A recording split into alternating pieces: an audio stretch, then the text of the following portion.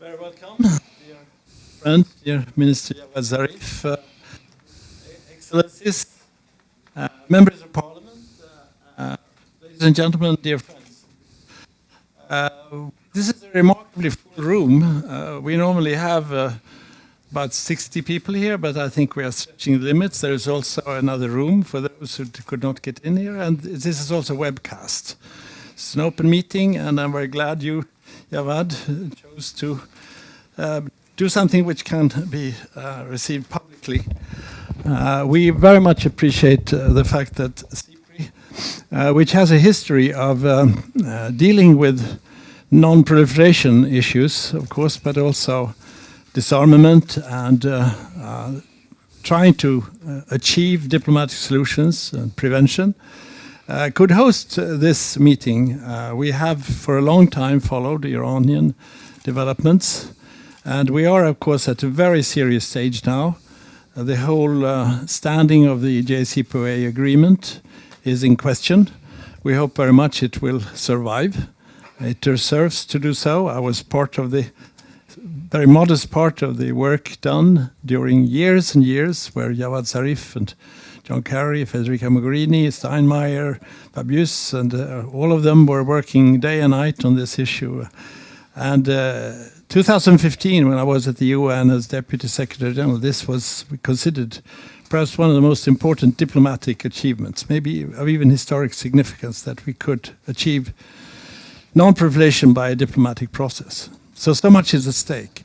The second thing is, of course, that this is today also now, with the US leaving the agreement, violating the Security Council resolution, as Hans Blix has expanded upon publicly, has led to a serious situation, not only diplomatically and for the agreements, but also for the security situation in the Persian Gulf area and in the Hormuz Strait. We know very much that there is a military build-up in the area, and the risks are considerable. And there is also regional tensions that are very important.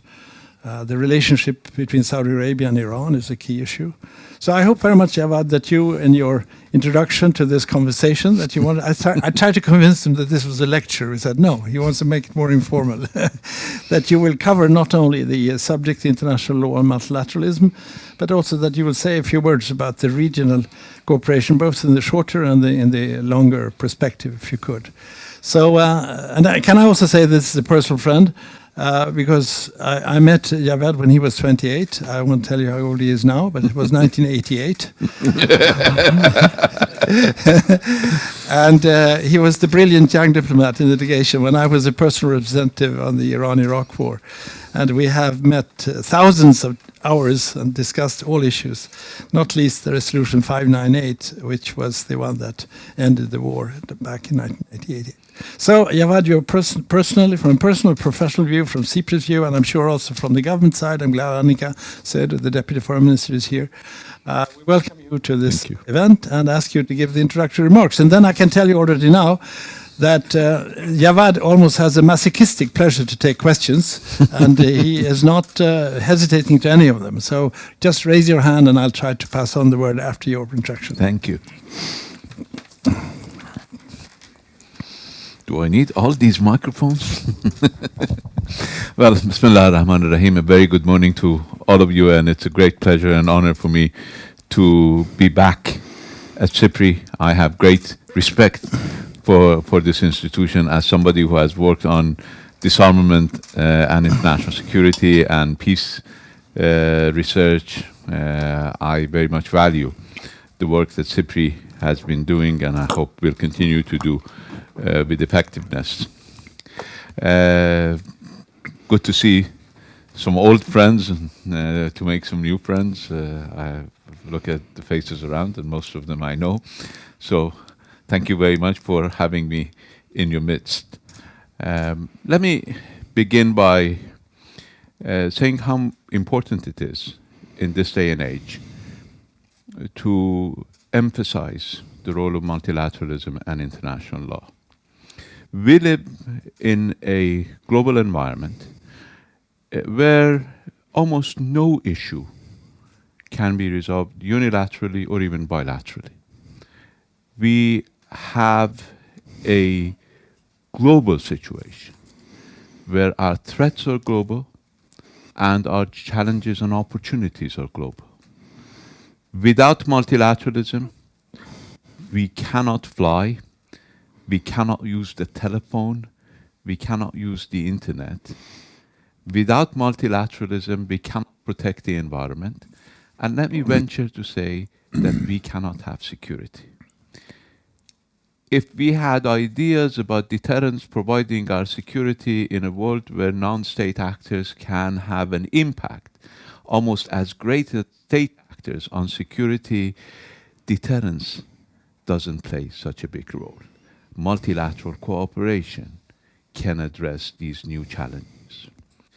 And if people continue to hold on to old notions, Cold War notions, of gaining at the expense of others, of being secure at the expense of insecurity of others, of prospering when others are deprived, then they will wake up to very unpleasant surprises.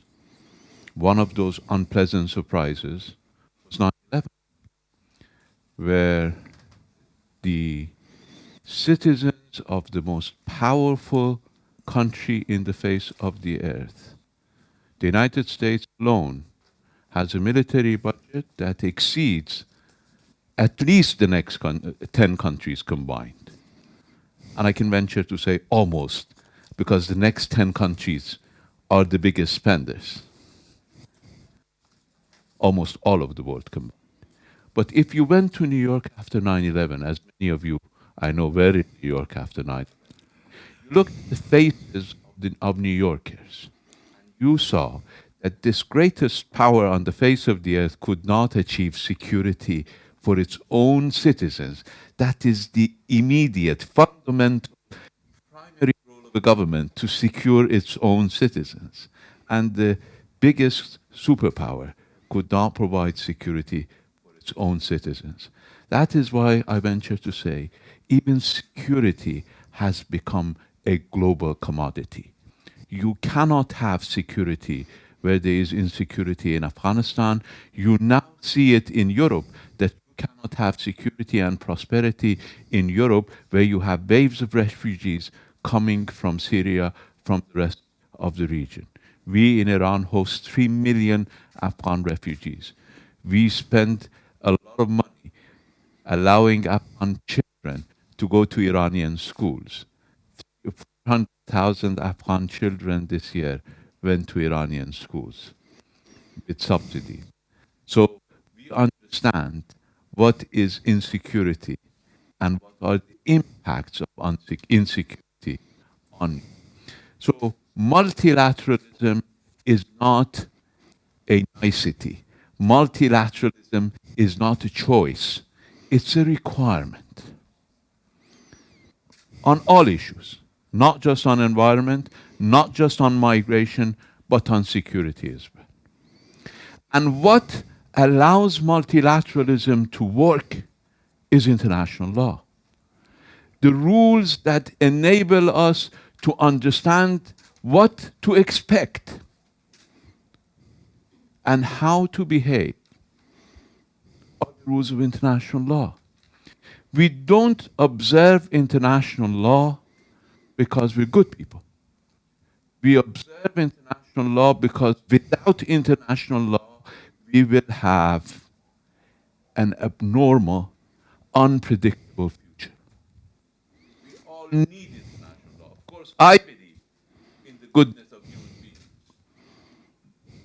And I believe at the end of the day, this goodness prevails.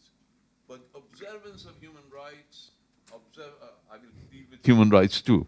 Observance of international law, and in this day and age, human beings have become the center of international law. When we went to school to talk about international law, states were the subject of international law. Now we are moving away from that. Human beings are the center of our global environment, and human beings are becoming the center of international law, and that is why human rights is as important. These are requirements. These are not niceties anymore. And now we have a revolutionary power in the world that believes all of this is nonsense. First of all, believe that in 2016, there was a revolution in Washington, not an election. Because they say we're not bound by whatever the previous government agreed to. And they believe they have to change everything that has been established in a legal order in the world. According to my former colleague at the United Nations, Ambassador John Bolton, international law and international organizations are only tools in our toolbox. We use them whenever they're suitable, and we ignore them whenever they are bothersome. This is not the way to deal with the world. This is not even, this is sort of a reactionary revolution in dealing with the international system. Resolution 598 is a part of this international law. Resolution 598 doesn't have statute of limitation. No resolution of the Security Council, including the resolutions on Jerusalem, they don't have statute of limitation. Some people believe that the United States is only violating international law when it comes to Iran. No, it's violating international law when it comes to anything. They are withdrawing from everything. They have withdrawn from NAFTA. They have withdrawn, I mean, of course, they then called it USMCA. They withdrew from Trans-Pacific Partnership. They withdrew from UNESCO. They withdrew from the Human Rights Council. They withdrew from the INF Treaty. They withdrew from the Paris Climate Change Convention. And sometimes some of them who don't understand international law say that this was not ratified by Congress. Wasn't INF ratified by Congress? Wasn't NAFTA ratified by Congress? Wasn't UNESCO Charter statute ratified by Congress? So let's stop finding excuses for not observing international law. And let's understand what is the meaning of what not observing international law. So if we want to look at the body of international law applicable to our current situation, we have Resolution 2231 and we have Resolution 598. One dealing with the nuclear issue and one dealing with regional issue. There is a lot of talk that we want to talk about regional issues. Okay, talk about regional issues. You want to talk about regional issues? We have Resolution 598. You want to talk about international issues, global issues? We have Resolution 2231. These are not agreements of Obama administration or for 598 agreement of what? Reagan administration. These are resolutions of the Security Council. 2231 calls for a resolution of the United Nations Security Council, of which United States is a permanent member, has not withdrawn yet. It may. Has not withdrawn yet from the Security Council. It says the objective of this resolution is to normalize Iran's business relations with the rest of the world.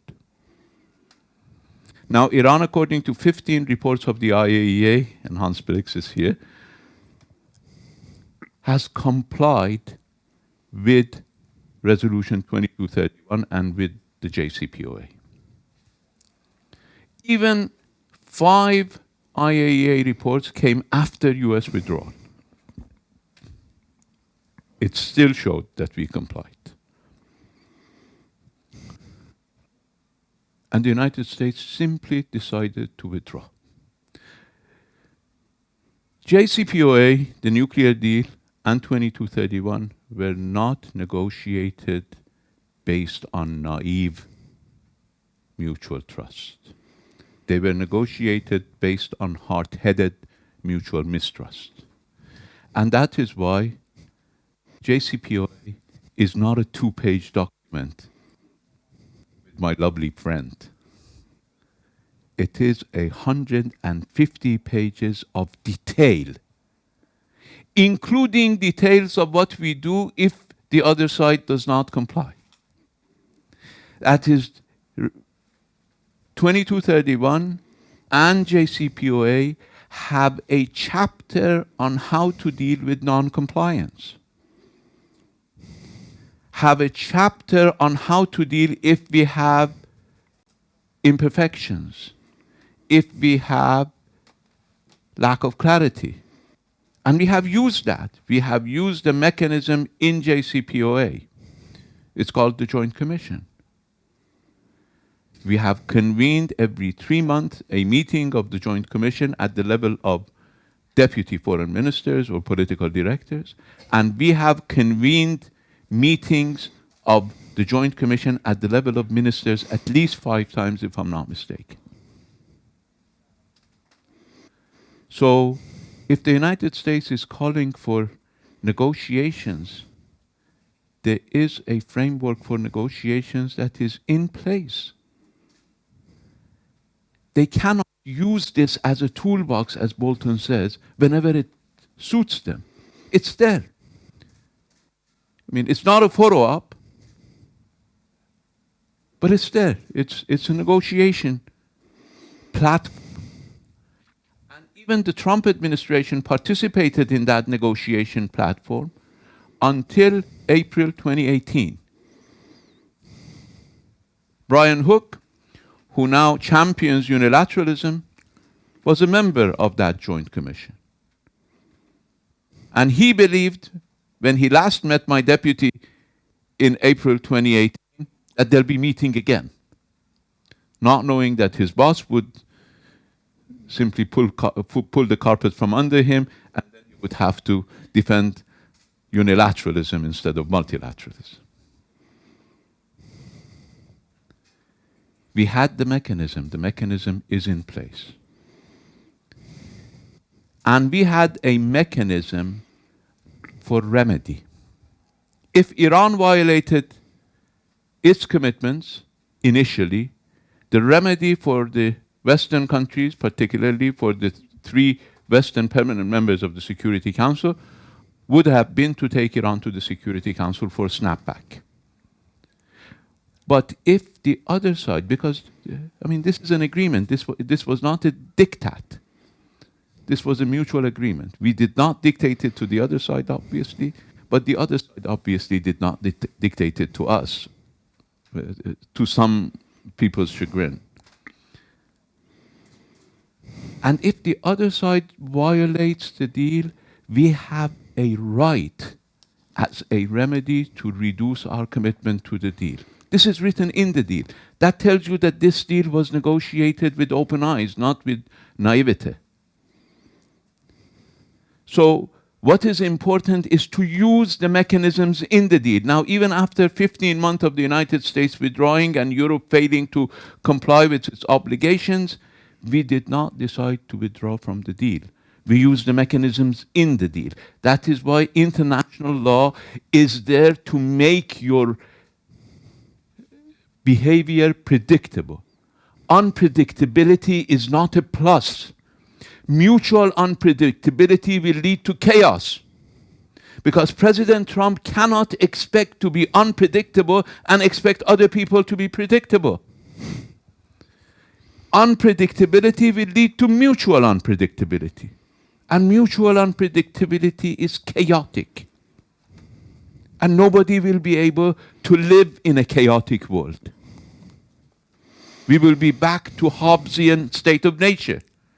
And I don't think anybody would like to live in a Hobbesian state of nature after so much progress that we have made. Now, we talk about, this is about the nuclear global issue, the regional issue. The United States talks about the region so much. We have a resolution, which John and I worked on, and that's how we got to be friends some 30 years ago, called Resolution 598. It's a Chapter 7 resolution of the Security Council. And it has 2 paragraphs which are of particular importance, because the rest of them were on Iran-Iraq war, which thankfully ended. but 2 paragraphs that deal with others. One is paragraph 5, and the other one is paragraph 8. Now, those who want to remember 598 usually want to remember only paragraph 8 and not paragraph 5. But paragraph 5 is important because I had a role in drafting both paragraphs, because it says that countries outside the region should not take measures to exacerbate tension in the region. Paragraph 8 is important because it calls on the countries in the region to work out a regional security mechanism. Now, these 2 paragraphs are interrelated. And the reason these 2 paragraphs are interrelated is because some of our neighbors unfortunately believe that they can buy security from outside. And as long as countries outside the region are willing to behave as if they are providing that security, the quagmire in our region will continue. Security cannot be purchased from outside. No amount of weapon can bring security to this region. Weapons only bring insecurity. Don't forget, we live in a globalized world. Deterrence in a globalized world means mutual threat. Doesn't mean mutual security. Mad, mutually assured destruction is really mad. We need to accept. I mean, what type of security is it that we live with the understanding that we can destroy the other side 10 times more than they can destroy us? Is that the type of security we want to look at? That's nightmare. That's Holocaust.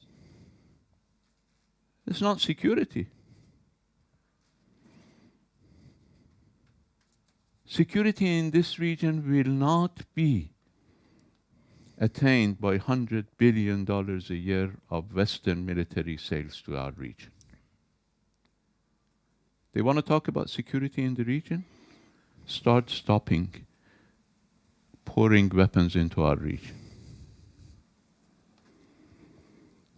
We spend $16 billion on our defense, altogether, including feeding almost 1 million people under arms. Saudi Arabia spends $87 billion only on buying weapons. United Arab Emirates spends $22 billion only on buying weapons. We have 82 million population. United Arab Emirates has less than 1 million indigenous population. We spend 16 billion, they spend 22 billion. So they want to talk about security, apply paragraph 5 of Resolution 598. Reduce your arms sales. Want to talk about security, don't send flotillas to the Persian Gulf. This is a small body of water. By sending flotillas, you do not protect freedom of navigation. You impede freedom of navigation. You disturb freedom of navigation because there's only so much room to move in such a tiny body of water. So the Western countries bring their navies. Now, Australia has said that they'll join the United States. Now, there are 3. They bring their navies. What do they do? I mean, I don't want to debate the legality of the ship. And we didn't know it was Swedish-owned. But what is clear is that there was a US naval ship in the UK naval ship in the region. And in spite of that, the ship was taken. Iran has 1,500 miles of coastline on the Persian Gulf and 1,500 miles of coastline on the Sea of Oman, and we are one of the 2 countries on the Strait of Hormuz. No amount of foreign military presence can prevent insecurity in this region. Security is a common global commodity. We have to accept either security for everybody or insecurity for everybody. You cannot have an island of security by your fleet in the Persian Gulf when the United States is waging an economic war against Iran, when the United States is forcing countries to seize our ships in Gibraltar, in the Suez Canal, in Singapore. That's insecurity. Global security is intertwined. So, number one reality that we should remember about international law is when it comes to our region is paragraph 5 of Resolution 598. Don't interfere. The guy was holding this baby, and the baby was crying. It was a really terrible-looking guy like me. And he was trying to quiet down, calm the baby, and somebody told him, just please, put him on the ground. He'll quiet down. The United States is the source of instability in the Persian Gulf. It will not increase stability in the region by increasing its military presence. The United States' presence in Iraq created for us ISIS. Don't forget, Abu Mus'ab al-Zarqawi was the product of US invasion. 17 years after presence in Afghanistan, now the United States is negotiating with the Taliban how to get out of Afghanistan. And instead of Afghan people deciding, it has arrogated to itself to negotiate with the Taliban. Foreign military presence in our region has been the source of insecurity in our region from the very beginning. Occupation does not bring security. Occupation brings insecurity. Second part, which is the positive part, is paragraph 8 of Resolution 598. And here I think CIPRI can do a lot of work, because countries in the region need to work with each other. Jan taught me about Helsinki process. And I think Helsinki process can be applicable to the Persian Gulf. We can start with the same concepts that you started in 1975. That is, we can agree on a number of principles in the Persian Gulf. We can agree on freedom of navigation. We can agree on inviolability of borders. We can agree on non-interference in the internal affairs of others. We can agree on respect for sovereignty. We can agree on sovereign equality. The principle basket. We can agree on the principles that are involved. Then we can agree on confidence-building baskets. And we can start from the tough ones or from the easy ones. I originally suggested 6 years ago when I wrote my first article as foreign minister in Ash-Sharq al-Awsat, not in the New York Times, addressing my neighbors, not the international community, that we can start this dialogue which can end up in a non-aggression pact. Or we can reverse the order. If we believe that functionalism will not work, so we can start with the political issues rather than technical issues. Because I'm not a full believer in functionalism. So I think when you have political preoccupations, security preoccupations, even functional cooperation will not address the security preoccupations. So if we have a security preoccupation and want to reverse the order, we can start with the non-aggression pact. We can either lead to a non-aggression pact or start with a non-aggression pact. These are all possibilities for a regional dialogue forum. Why is this not taking off from the ground? Since 1987, when Resolution 598 was negotiated, and 1988, when 598 was implemented to bring an end to the Iran-Iraq war, we have failed to implement this agreement. The reason we have failed to implement this agreement is that we were looking outside for security. Of course, we all have grievances about each other. Countries in the region have grievances. One fact remains that this region has a problem, and that is size and power disparity. Size and power disparity is a fact that we cannot change. Now, this size and power disparity is a problem within GCC and a problem between GCC and Iran and Iraq. We cannot just forget about this fact. This is a fact. Within GCC, You now see what's happening to Qatar.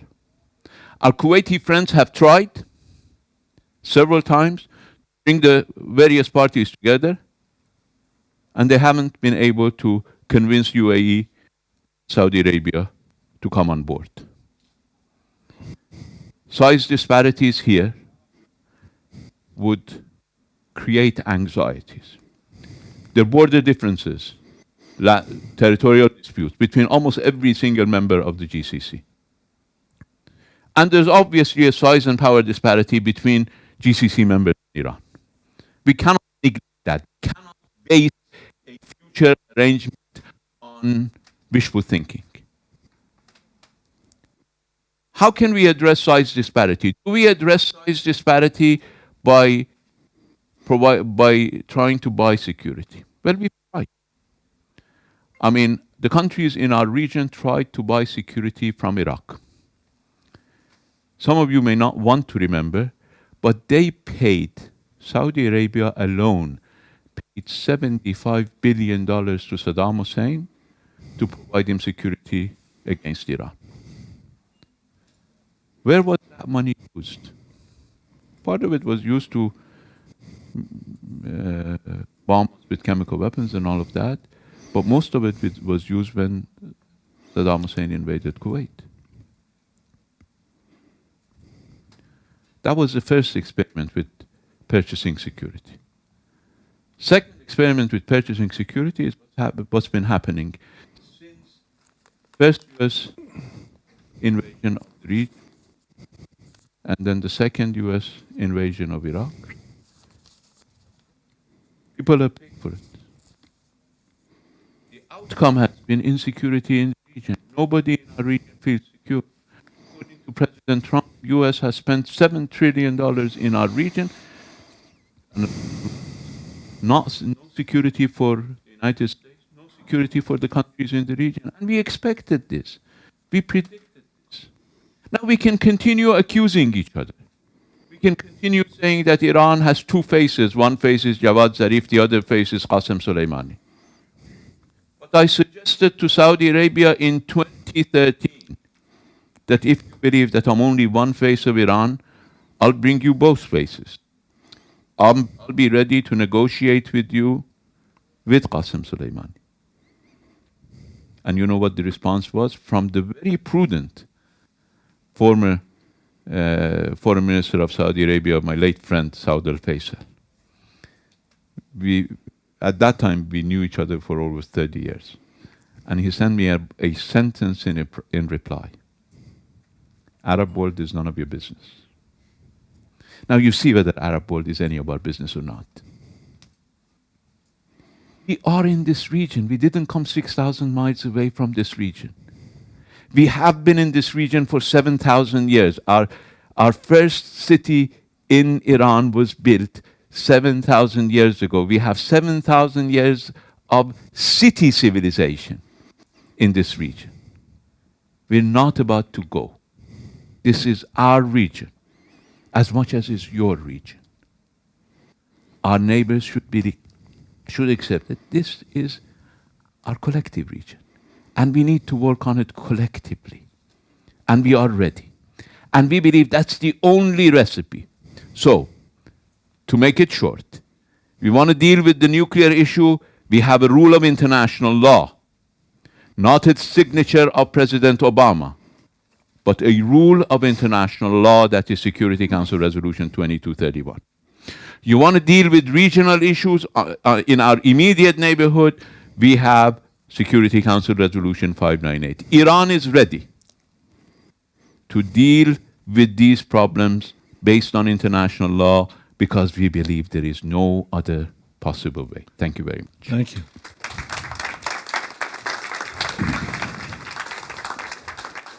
Thank you very much, Jawad. I guess we all realize we have had a very comprehensive, full view of the Iranian reading of international law and multilateralism, which very much coincides, I think, with the majority in this room. We have heard your reading of the situation for the Jcpoa, and I'm sure we will have questions on the Jcpoa. Also, very glad you brought out the regional issues, both in the shorter term, Hormuz Strait and traffic there, but also the longer perspective. I want to read out the 598, the paragraph 8, on which we both worked, because it's a very important point that here the United Nations has a role. This is a binding Security Council resolution. And 598 says that the Security Council requests the Secretary General to examine, in consultation with Iran and Iraq and with other states of the region, measures to enhance the security and stability of the region. And this was, in fact, very much inspired by the 1975 Final Act and our experiences in Europe. And I think there is a tremendous potential here. And as we all realize, with the Middle East as it is and has been, there is a need, very urgent need, for a security structure, setting up principles and identifying areas of cooperation where the differences between big and small will disappear, of course. Yeah. So here we have a tremendous potential. I'm glad you mentioned it, and I can also confirm that CIPRI is going to intensify our work on regional security. We think the think tanks of the world, the universities and others should really pursue this issue and see how such a structure could be coming up. We know there is political resistance. The short message from Prince Saud said it all. We have the same problem with today. The view from particularly Saudi Arabia is very negative. But I think if we see it from the perspective of principles and the areas of cooperation, we could see in the end enlightened self-interest in accepting to go this road. So I want you all to, from your different perspectives, all the ambassadors here, to think about how your think tanks, how others in your countries can pursue this, and we will try to have a role of a catalyst for this work.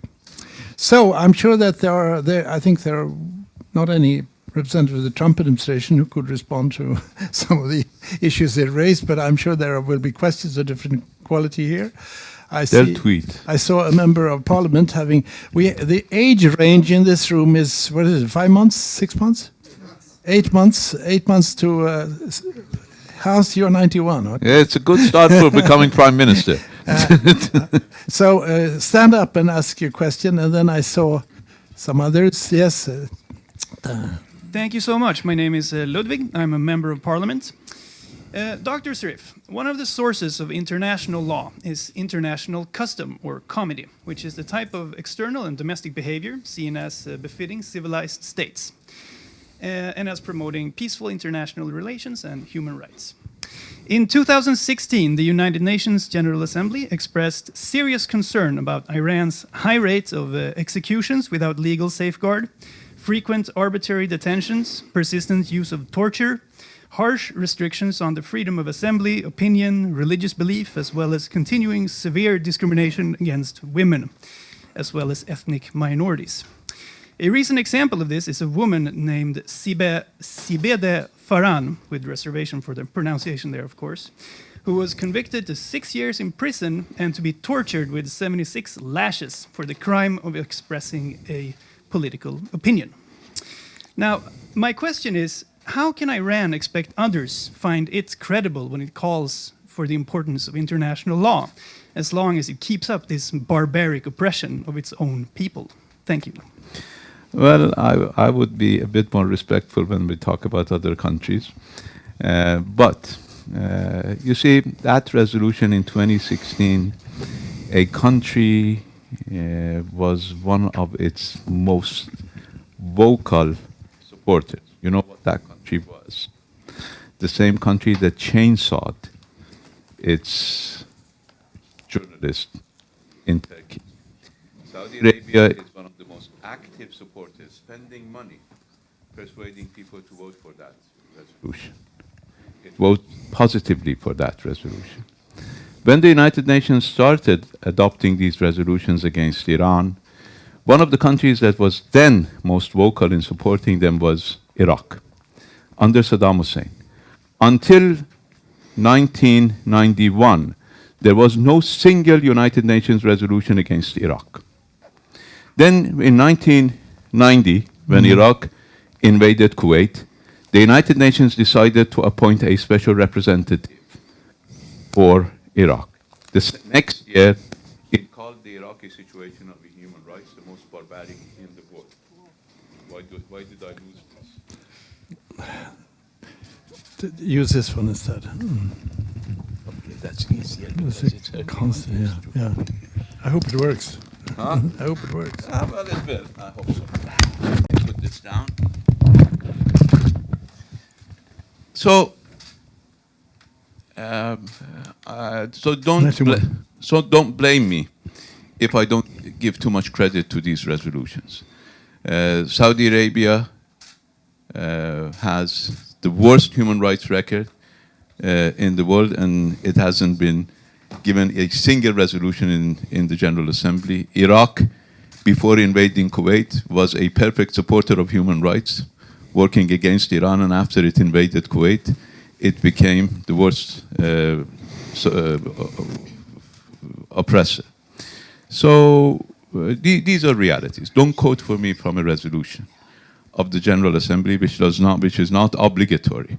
Anyway, I'm talking about Security Council resolutions, not GA resolutions. GA resolutions are adopted by a majority based on lobbying and based on pushing. But if you want to look at the reality of the situation of human rights in Iran, we have excesses.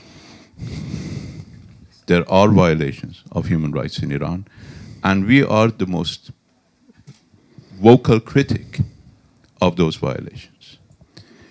Yes, in Iran, let's listen to each other. Huh? It starts with dialogue. It doesn't start with shaking your head. It starts with listening. We need to listen to one another. We cannot preach one another. We need to listen. I came here to listen, and that is why I didn't agree to the word lecture, because I'm not a preacher.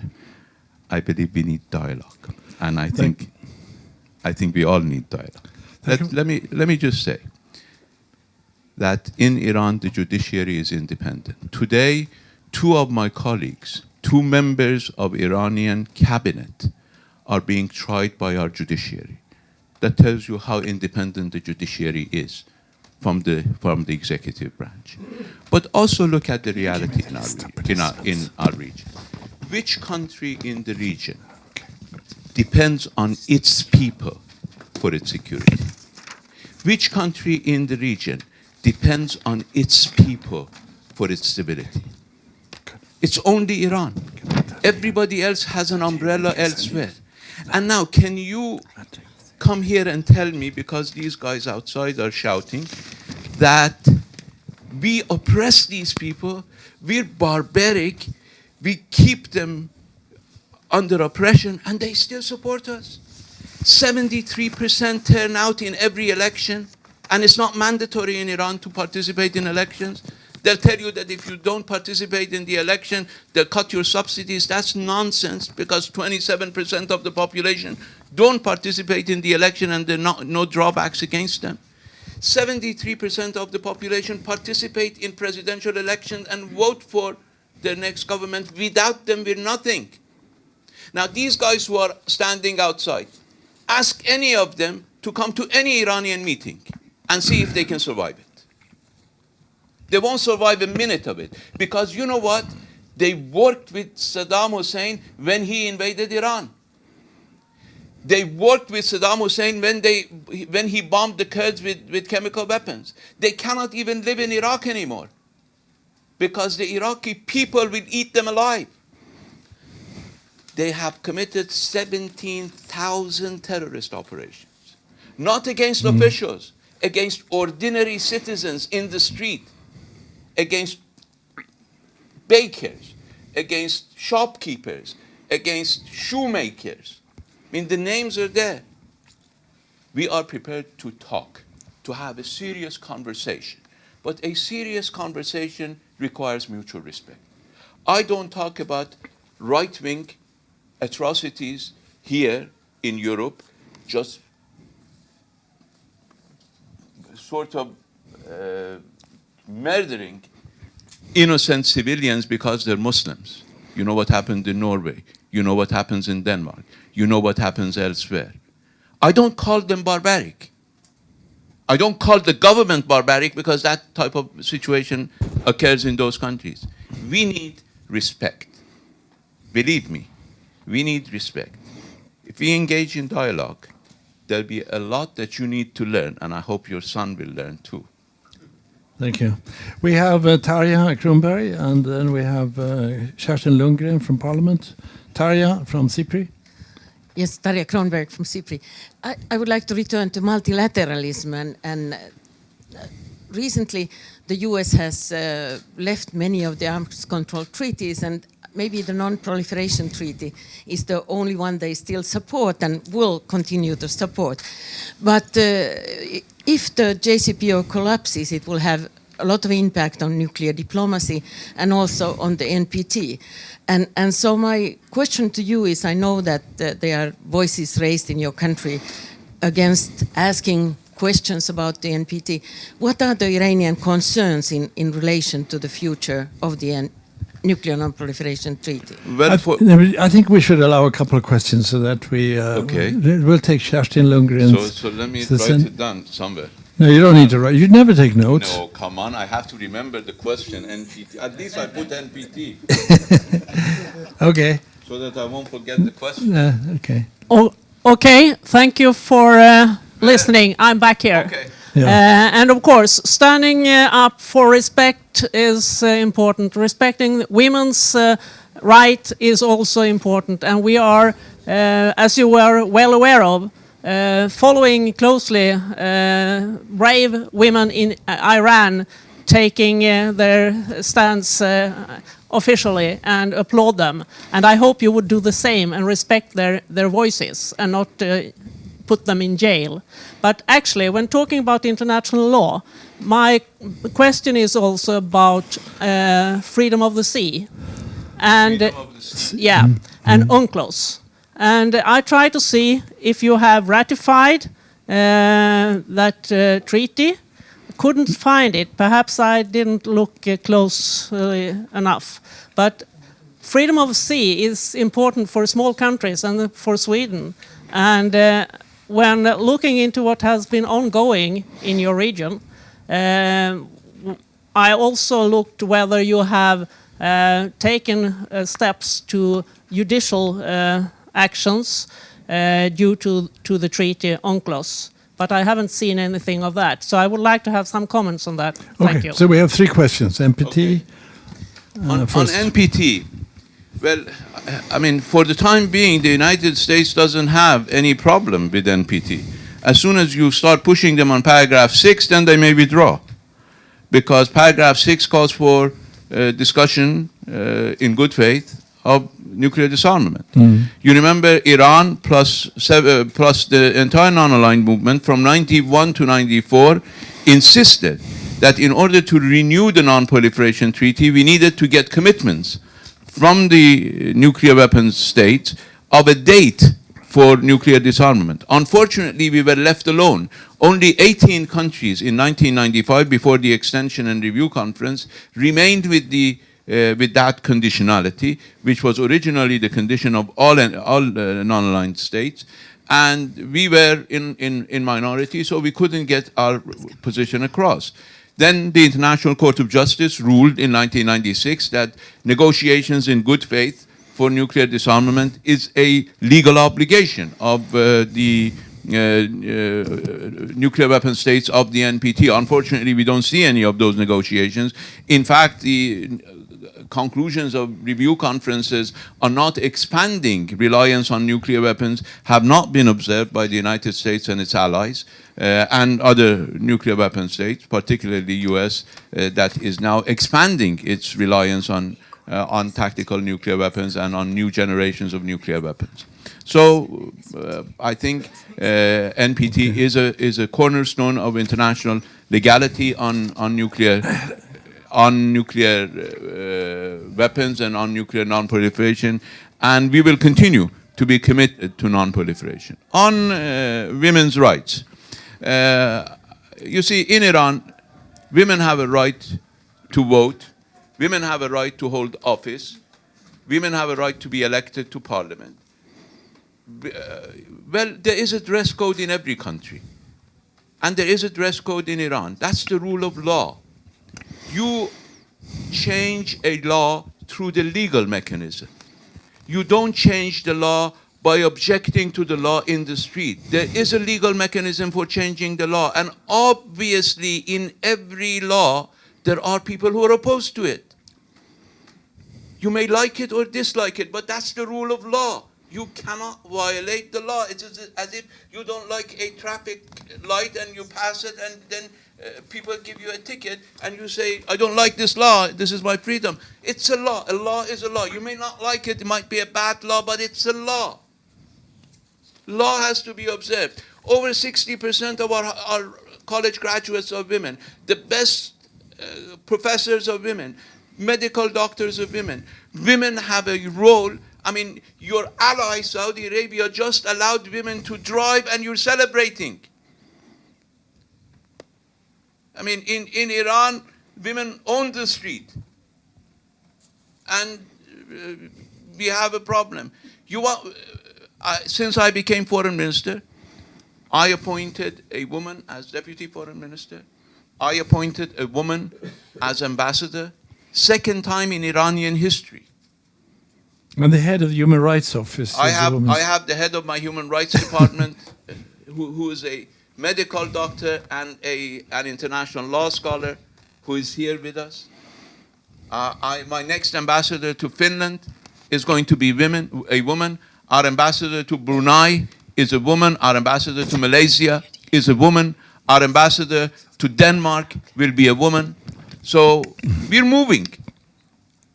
The rights of women are important for us. Women are half of our human resources. And thankfully, we are more advanced than any other country in the region in terms of human resources. We're not going to waste our human resources. I'm not saying that we have the best record, but we certainly have a much better record than most of your allies.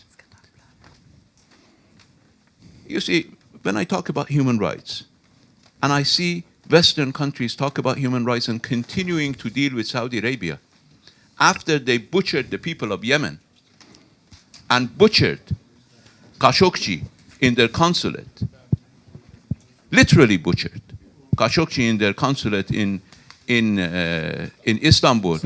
And the West has hundreds of billions of dollars of trade with Saudi Arabia. Not a single dollar of trade has stopped from Saudi Arabia. And then you call us barbaric? That's questionable. Now, on the law of the sea, Iran is not a party to the 1982 law of the seas because of the differences that we had with them. So is the United States. We're not a party to it, and we have never been a party to it. We're a signatory, but we never joined the law of the sea. But if you talk about freedom of navigation, you need to talk about the piracy of our ship in Gibraltar. I think Carl Bildt was right when he said, pure and simple, it was illegal. Because if there were, even if this ship was going to Syria, EU sanctions do not apply to Iran. And EU cannot apply its rules extraterritorially on third parties. That's not EU position. The United Kingdom did that on the request of the United States. If you don't believe me, go read the tweet of Ambassador Bolton, who said this was the best 4th of July present that the UK could have given to the United States. So this was clearly an act on behalf of the United States engaging in economic terrorism against Iran. And as I said, international law must be respected by all.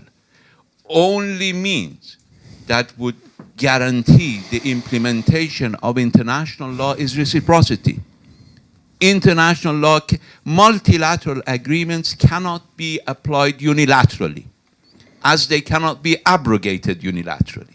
You need to implement multilateral agreements multilaterally. One country cannot be law-abiding where others are not. These are realities on the ground, and we need to be very careful about it. Thank you. Well, we note, of course, that the Gibraltar authorities let the ship out of Gibraltar. And After 45 days of anguish. yes, we have media here, and we promised media also to have a chance to ask questions. So could we have brief questions from SVT, Swedish Radio, and Svenska Dagbladet? Then I have one more question from a member of parliament, I think. Yeah. Yes, hi, my name's Carl Fried Kleberg. I'm a reporter with Swedish Public Television. So, first of all, on the subject of human rights and focusing perhaps on Iran rather than Saudi Arabia, Swedish Iranian Ahmed Reza Jalali is on death row in Iran. Now, I understand you discussed his fate with the Swedish foreign minister, and I'm wondering what is his situation and what was said.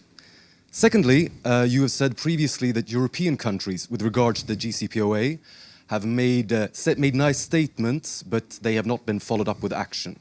Now, which are the actions you are demanding, and how will you persuade European partners to come around to that? And I know I have several other colleagues, so I'll pass this along.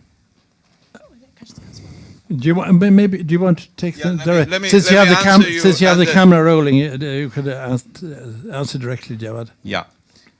On your first question, Mr. Jalali has been tried and convicted of passing information that led to the murder of our nuclear scientists by Israel. He has been convicted in a court of law. He doesn't have any immunity for committing that crime. That's a very serious crime which led to the taking of life of several innocent individuals by Israeli government.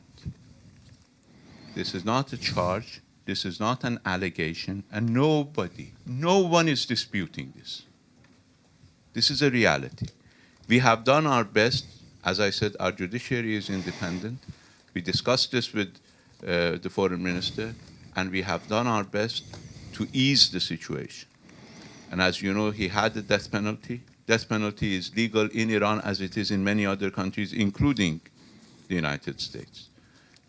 And yes, we are talking about human rights in Saudi Arabia because people accuse us of barbarism while they are trading with Saudi Arabia. It is very important to remind them that they're using barbarism very selectively. So that is why I use Saudi Arabia, and I will continue to use Saudi Arabia with your permission. So we will do our best on humanitarian grounds to see if Mr. Jalali can, the sentence on Mr. Jalali can be delayed. But he has been accused of multiple capital crimes. Multiple, not a single capital crime. Multiple capital crime, direct involvement. And he has been convicted of that. In the entire judicial process, the first court, the Court of Appeals, the Supreme Court, it has gone all the way up. On Jcpoa, you see, Europe has obligations within Jcpoa and obligations that it undertook after US withdrawal. The obligation within Jcpoa, don't take my word for it, go read Annex 2, paragraphs 1 to 3. European obligations are independent of American obligations, because American obligations even numerically start from paragraph 4. And in paragraphs 1 and 2, we talk about the actions Europe has to take. That is the legislation that the EU and EU countries have to adopt. But in paragraph 3, we talk about the effect of those actions. So you adopted, for instance, the blocking statute. But did you implement the blocking statute? Did you take one single company to court for accepting US sanctions and leaving Iran? Did you normalize economic relations with Iran? These are questions because paragraph 3 talks about impact. Now you can tell me that when Europeans made those commitments, they hoped that the United States would observe Jcpoa. How about the commitments that Europe made after US withdrew from Jcpoa? In May of 2019, in August of 2019, and in November of 2019. 11 commitments. Those commitments include purchasing Iranian oil. Those commitments include repatriating the money for Iranian oil. Those commitments include investment in Iran, include transfer of technology to Iran, include spare parts for our planes to Iran. Not a single one of those commitments have been implemented. Even the mechanism for implementation of those commitments has taken 15 months, the INSTEX mechanism, to be implemented. So Europe is in material breach of its own obligations under JCPOA and the commitment it made since then. It's not that difficult to implement those obligations. Just assume that the United States would come and tell you tomorrow that you cannot deal with China. Whatever you want to do then, do it now, because that's the next step. That's what the United States is going to tell you, if not tomorrow, next year. If President Trump is re-elected, which I think he will be, then he will come and ask you to stop your relations with China, as he asked NATO allies to stop buying gas from Russia. He asked Chancellor Merkel, why are you buying gas from Russia? So whatever you want to do then, do it now, because it's international law. You, as Europe, not as allies of the United States, as EU members, have an obligation under JCPOA to normalize our relations, our economic relations. We have done our part of the deal. We expect Europe to do its part of the deal. Thank you. Okay, Swedish radio.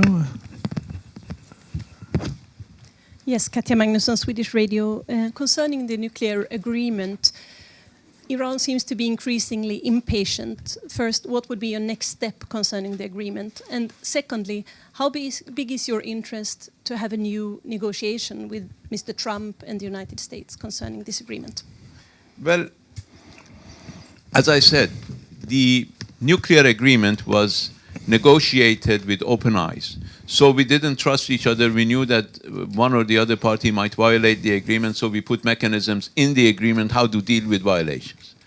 And one of the mechanisms in the agreement is that anybody who accuses the other side of violating, after going through the procedure that is prescribed in the JCPOA, can start reducing their own commitments. And we're doing exactly that. We're not withdrawing from JCPOA because we believe it's a good agreement. Second, on negotiating with the United States. We did negotiate with the United States. It's not as if this agreement was negotiated in vacuum. This agreement was negotiated through many hard hours, long hours of negotiations. And I know, as the person who negotiated it, that if we open it up, we will open a Pandora's box that we will never be able to close.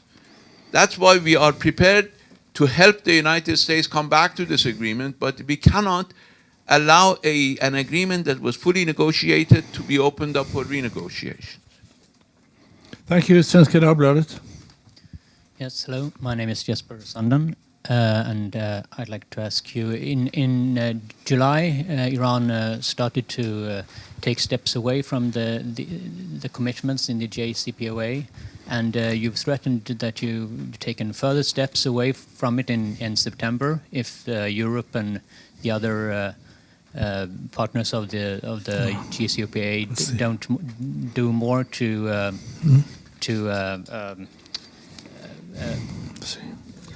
protect it from U.S. sanctions.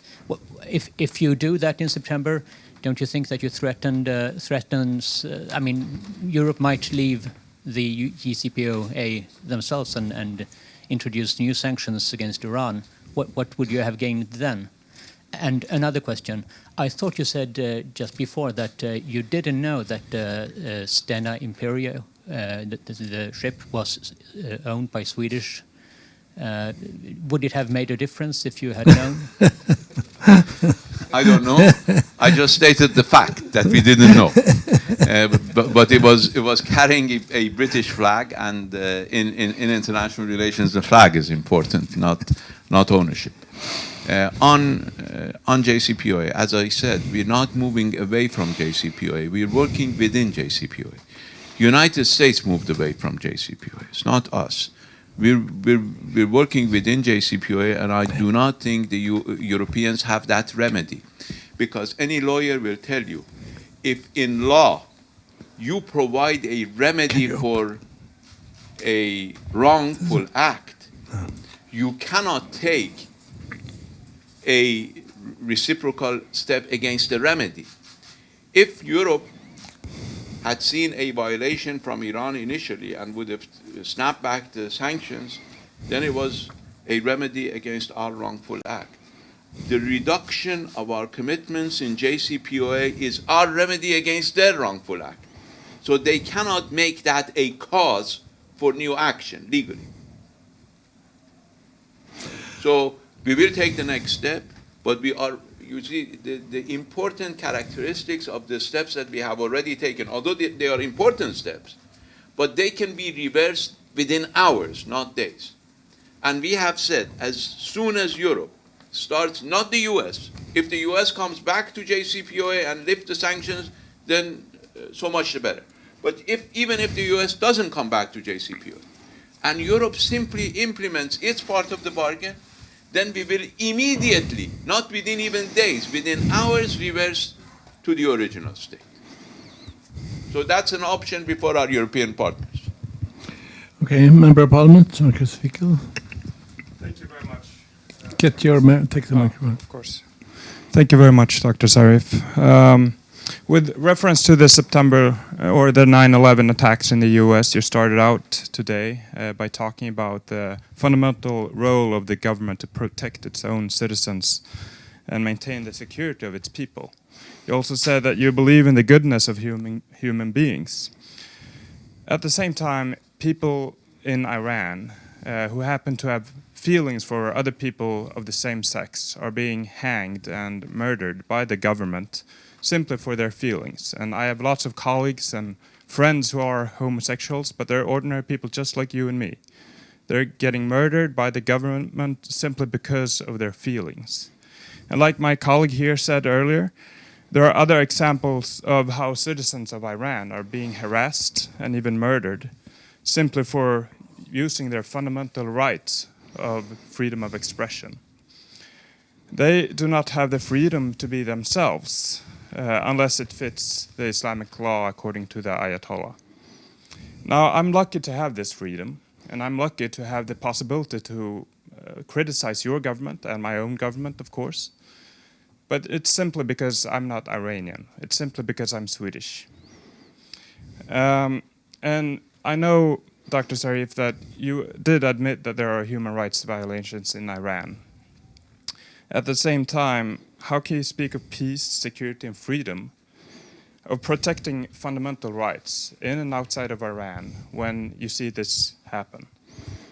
And when your government that you represent cannot give this to its own people? Khail Mamnoon. You see, my friend, as I told you, if our government was trampling upon the rights of its people, as you seem to claim, 73% of the population would not turn out to vote. These same people would not be supporting the government. We're not talking about abstract situations. We're talking about realities on the ground. 40 years, we have survived, although nobody has helped us, although nobody has protected us. You do not find a single government in the world, including North Korea, that does not have any outside protection. Iran is the only country. How do we survive? Ask this question from yourself. How do we survive? Who do we rely on to survive? How do we survive? Do we rely on the United States? Do we rely on the West? Do we rely on Russia? Do we rely on China? They all voted against us in the Security Council. When the war with Iraq was taking place, Soviets provided Iraqis with MiGs. These guys outside worked with the Saddam government. Germans provided the Iraqis with chemical weapons. Brits provided the Iraqis with Chieftain tanks. French provided the Iraqis with Exocet missiles. Americans provided the Iraqis with AWACS reconnaissance. At the same time, Americans refused to sell us the F-15s that we had bought. The Brits refused to sell us the Chieftain tanks that we had bought. They still haven't paid us the money, by the way. They still owe us for the money that had been deposited there to buy Chieftain tanks. They didn't give it to us. They started a campaign against us. so that we could not buy weapons to protect our civilians. But how did we survive that war? Was it by repression? Or was it the people who came outside? These guys were on the other side of the war. That is why they cannot set foot in Iran, because they'll be eaten alive by the people. They were supporting Saddam Hussein when he bombed our civilians. You shouldn't listen to that. If we did not rely on our own people, if we were repressing our own people, how could we survive without outside help? Trump says that Saudi Arabia cannot survive 2 weeks without our help because it doesn't rely on its own people, it relies on them. They can behead people because they don't worry about their people. And they do behead people. The preacher that they beheaded in 2016 had done nothing other than preaching. But they beheaded him and 40 others in one day in January of 2016. They can do it because the United States would cover it up for them, would whitewash it. But we only rely on our own people. So if you really believe that we are repressing our people, that we are oppressing our people, that we are denying them, I told you that every country can improve their human rights situation, and we certainly can. And I'm not an apologist for excesses by court system, because courts, look at a US court. They issued a warrant to detain our ship, and they call themselves a court of law. So nobody can be an apologist. And it's for all governments. No government is perfect. I'm happy that you are proud to be a Swede. I'm proud to be an Iranian. And 82 million people are proud to be Iranians. And we have been Iranians for 7 millennia. I don't think you have been Swedes for 7 millennia. Well, well, almost. With all due respect. No, but you see, we're all human beings. So we cannot be proud of being one thing or not being another thing. But let me tell you about homosexuality. Homosexuality is illegal in Iran. Like wine is illegal in Iran. Drinking is illegal in Iran. So what will happen? If somebody drinks wine at his home, do we prosecute them? No. But if they come out drunk, that's a different story. Our law is based on Islamic code, and we don't hide it. For the same reason, Christians can apply their own canon law. We recognize Christians as a minority, they can apply their own canon law. We have the largest Jewish population in the Middle East outside Israel. They applied their own canon law. They can even buy and sell wines between themselves, although it's illegal in the country. So we are very transparent. We don't deal with sexual orientation of people, but they cannot exercise it in the street. These are, and there is no death penalty. People, last time I answered this question, Bild magazine said that Zarif is justifying killing of homosexuals. When did I do that? I've said that in any law-based society, you're supposed in public to observe the rule of law, whether it's the dress code or whether it's other rules of law. Any country has its own laws, and those laws have to be observed until they're changed in a democratic way. Now, democracy in Iran brings people to power that wouldn't be brought to power here in Sweden. This is real. Free and fair election in Iran, you won't get elected. So that's the reality. And free and fair elections in Sweden, our guys in our parliament won't get elected here. We're two different societies. Two different groups of people get elected. So why so much fuss about it? Thank you. I thought the media gave wonderfully brief questions. So we have the last two questions to Britt-Marie Mattsson of Göteborgs-Posten and to Tina from TT. Thank you. It will be a very short one. So I just wonder what is happening to the Swedish-owned British flag ship that was seized in Iran. What will happen to it? Will it be freed, released? It's going through its legal procedure. Obviously, when we saw that our rights were not being protected, we agreed to our naval officers to implement the law scrupulously, because ships normally don't observe every rule meticulously. So if you want, I mean, our ship in Gibraltar had not violated any law, but this ship, which I cannot pronounce its name, my Swedish is not good, did violate some laws. It is going through the legal process. We in the government will try to expedite that legal process so that we can close this ordeal. Because, and from a humanitarian point of view, we are absolutely sorry for the crew members of the ship. We have done everything we could to make their lives easier, and we will continue to do whatever we can in order to make their lives easier and in order to get this ordeal over as soon as possible. This is something that we did not start, but we want to end. Britt-Marie Mattsson is from my hometown, Gothenburg, Göteborg, and that's where the owner is living, the Stena Line. So I wasn't surprised at all that this question came from you. And as a former Navy officer, I understand your questions very well. And I hope very much that your answer will I certainly hope and try to get this resolved as soon as possible. Last question to Tina, unless the young person, 8 months old, want to raise his voice. Now, Tina, please. TT, Swedish Hello. News Agency. I'm Tina Magnagard-Bjers with Sweden's national news agency, TT. Thank you for taking our questions. I realize that the Iranian nuclear deal is in a bit of a tipping point. I wonder if you could share your best case scenario versus your worst case scenario for the future right now.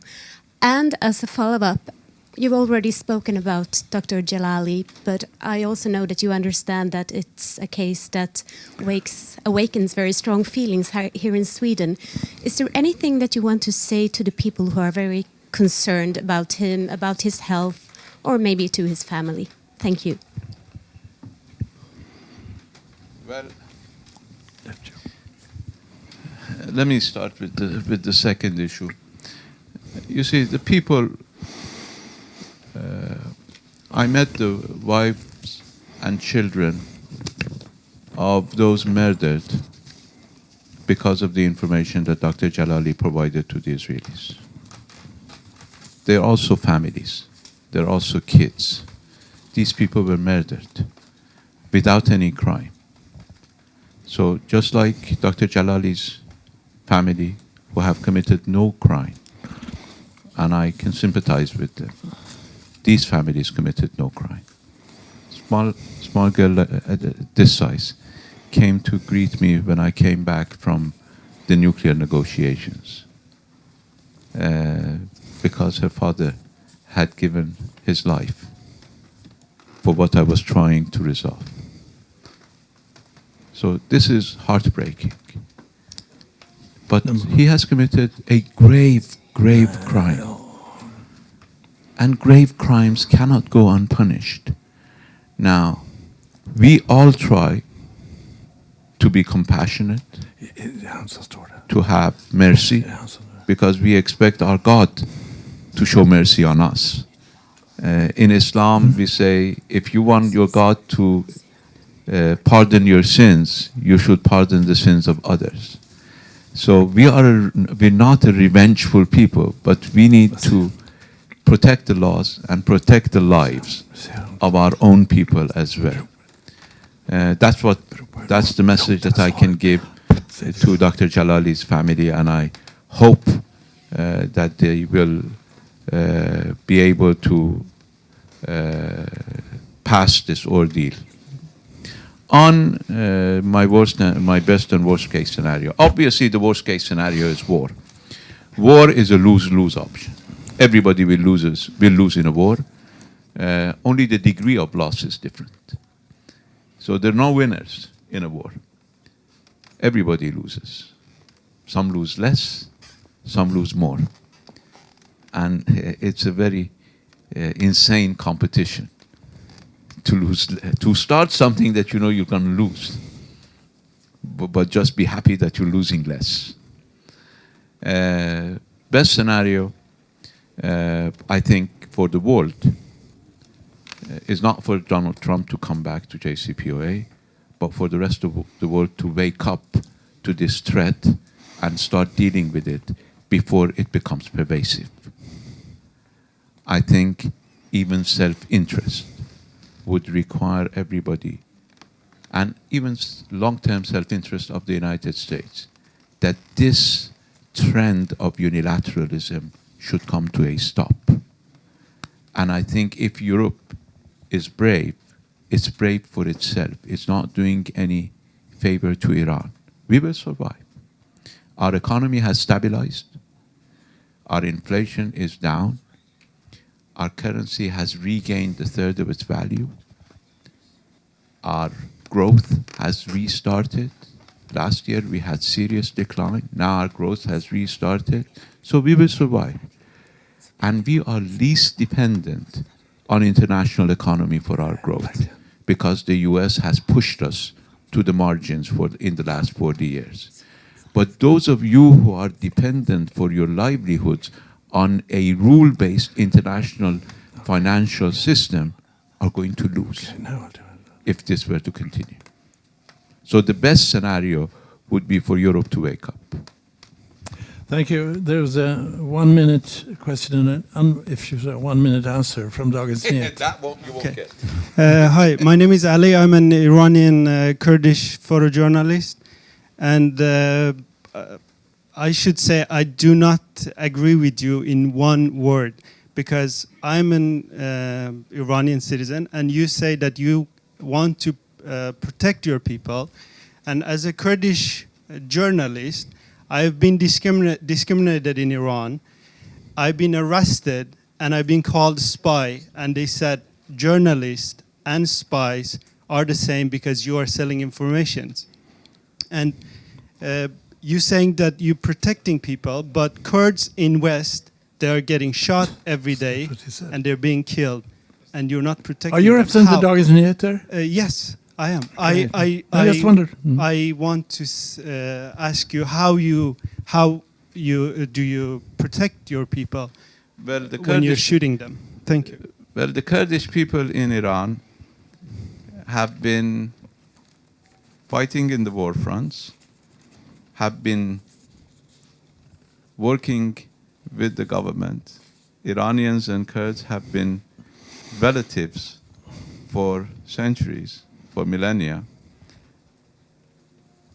There are Kurdish journalists, as there are Persian journalists, who have been rightly or wrongly accused of certain crimes. It doesn't mean that you were accused because you were Kurdish. I mean, we have a large Kurdish population, and if you compare the Kurdish population in Iran with Kurdish population anywhere in the region, you will see that the plight of the Kurdish population in Iran is far better than anywhere else in the region. You might disagree with me, because obviously you have a different political perspective. There are some of our Kurdish citizens who have taken up arms against their own Kurdish brethren, as well as the government. You may not be one of them, but there are, just like there are non-Kurdish Iranians who took up arms and worked with Saddam Hussein against their own people. These are facts on the ground. I don't accuse you of anything. I'm just saying that this is a fact. If we had a policy against the Kurds, I wouldn't have appointed the first Kurdish Sunni ambassador to Vietnam. I appointed the first Kurdish Sunni ambassador to Vietnam, and I'm prepared to appoint more, because I believe Kurds are a part of Iran and they should enjoy the rights and privileges that other Iranians have. And I'm sorry if something happened to you that was not just, if you believe it wasn't just. I have no reason to doubt your word, but I have no reason to be informed about your case either. Thank you very much. I think at this moment we are running out of oxygen and time. And I think we should express to you, Javad Zarif, my dear friend, our appreciation of your openness and the fact that you are facing questions of different characters, some comfortable, some uncomfortable, but this shows that you are really attached to the idea of dialogue, and sometimes we agree, sometimes we don't agree. What we agree upon, I think, in this room, practically all of us, is the importance of maintaining the Jcpoa, and that we. I've always complained that. No, but this is my favorite complaint of CIPRI. This never works. Mics never work. In Iran too. Okay. But we agree on the need for the Jcpoa to survive because it's such a. So that's off. I turned it off, John. Yeah. I turned it off. Let me turn it back on. That was my fault. Thank you. No. Does it work now? Good. Yeah, it's now working. No, we agree because it's such an enormously important diplomatic achievement. I visited Iran twice. Annika, I visited Iran twice to support this and to also underline the importance of that this agreement would come back to the Security Council. So from the CIPRI perspective, this is a tremendously important issue. And on that point, I think you find practically full agreement. And I understand a little bit your frustration about European reactions. I remember contacting Swedish companies. Frank, you were probably involved in this also, Frank Belfrage, former deputy minister. We both, I remember, expressed frustration that they felt that the American market was simply more important than the Iranian market. You probably have a good case for bringing this to a legal decision, and that hasn't been done. It probably should.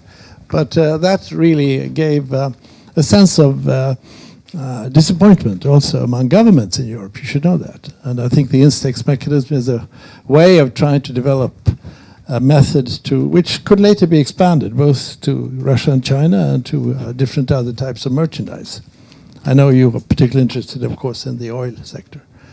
The second thing I want to say is how important it is that we pursue the regional security track. Here we have an instant problem of the risks of war, of course, in the region right now. But we also have, I think, a long-term responsibility to contribute to a regional security mechanism that will make conflicts in the Middle East in the future less probable. We have seen this horrible development. Remember the phrase Arab Spring? It's completely behind us now. And I think if we started moving in the direction of regional security, I think we will make great progress, since CIPRI is willing to take its role, play its role in this regard in contact and with the support of the Swedish government. And I think both the Swedish government and CIPRI will continue our dialogue with you in different tracks, which could be important when relations are strained between nations and people. The last point is, of course, our attachment to international law. We have in this room fantastic colleagues, international lawyers, and our whole diplomatic and political tradition in Sweden is built on respect of international law. Believing in a multilateral system and believing in multilateral solutions. And we very much appreciated that call you made. But as you noticed here in this room, the part that relates to human rights, that's where the unity is not full. But I'm sure that there will be a development in the positive direction in that area also. And I may also personally, as a last appeal to you, say something that you have heard from me the last 7 years, I think, is that you have an enormous responsibility and possibility to influence the horrible war in Syria, and that you would do everything you can now to avoid a disaster in the Idlib area I know you're not immediately involved in that, but I know you have close contacts with both Russia and the Syrian government. But also that you see the importance of a political solution that would not lead to another explosion. You were the best person here to give the futility, explain the futility of military victories. There are no military victories in today's world. They might have one in the short run, but it will not last unless what comes out of the Syria chapter of history is something that also gives the right to other groups and is an assurance that the war doesn't break out again is important. I know you know that political map so well. I know you are discussing it internally in Syria, but I think that would be a contribution from Iran with its diplomatic traditions to play a role in the ending of this war in such a way that we don't have another war coming. So with this, I want to thank you. I don't know whether you have any famous last words to say here. Well, I'm very happy to be here again. Thank you for your comments, both positive as well as critical comments. It's important to engage in dialogue. I think the best solution for Syria is to accept that there is no military solution. As the best solution in Yemen is to accept that there is no military solution. Please, please, don't give people in our region that they can fight their war or their wars until the last American soldier. Well, with this, I think we should give Jcpoa a big hand of applause and thank him for coming to Sweden, if I may say so. Annika, and hosted by the Swedish government to come to Stockholm and to this town. It's all S's, Solna, the suburb where you live now, and to Cypri, 4 S's.